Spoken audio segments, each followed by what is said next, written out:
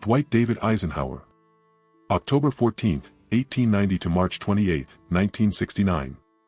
Nicknamed Ike, was an American military officer and statesman who served as the 34th President of the United States from 1953 to 1961. During World War II, he served as Supreme Commander of the Allied Expeditionary Force in Europe and achieved the 5-star rank as General of the Army. Eisenhower planned and supervised two of the most consequential military campaigns of World War II, Operation Torch in the North Africa Campaign in 1942 to 1943 and the D-Day invasion of Normandy in 1944.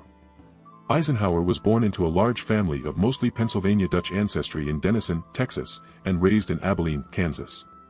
His family had a strong religious background, and his mother became a Jehovah's Witness. Eisenhower, however, belonged to no organized church until 1952. He graduated from West Point in 1915 and later married Mamie Dowd, with whom he had 2 sons. During World War I, he was denied a request to serve in Europe and instead commanded a unit that trained tank crews.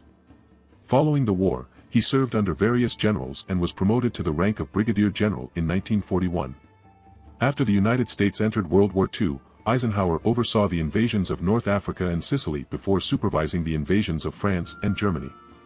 After the war ended in Europe, he served as military governor of the American-occupied zone of Germany, 1945, Army Chief of Staff, 1945 to 1948, President of Columbia University, 1948 to 1953, and as the first Supreme Commander of NATO, 1951 to 1952. He was also the last president to have been born in the 19th century. In 1952, Eisenhower entered the presidential race as a Republican to block the isolationist foreign policies of Senator Robert A. Taft, who opposed NATO and wanted no foreign entanglements.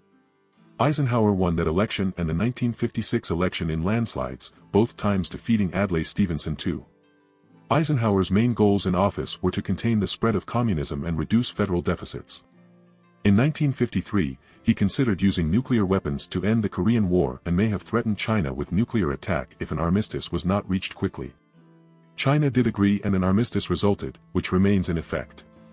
His new-look policy of nuclear deterrence prioritized inexpensive nuclear weapons while reducing funding for expensive army divisions. He continued Harry S. Truman's policy of recognizing Taiwan as the legitimate government of China, and he won congressional approval of the Formosa Resolution. His administration provided major aid to help the French fight off Vietnamese communists in the First Indochina War. After the French left, he gave strong financial support to the new state of South Vietnam. He supported regime-changing military coups in Iran and Guatemala orchestrated by his own administration. During the Suez Crisis of 1956, he condemned the Israeli, British, and French invasion of Egypt, and he forced them to withdraw.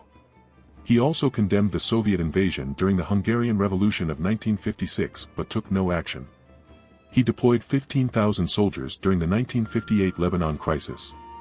Near the end of his term, a summit meeting with the Soviet leader Nikita Khrushchev was cancelled and a U.S. spy plane was shot down over the Soviet Union.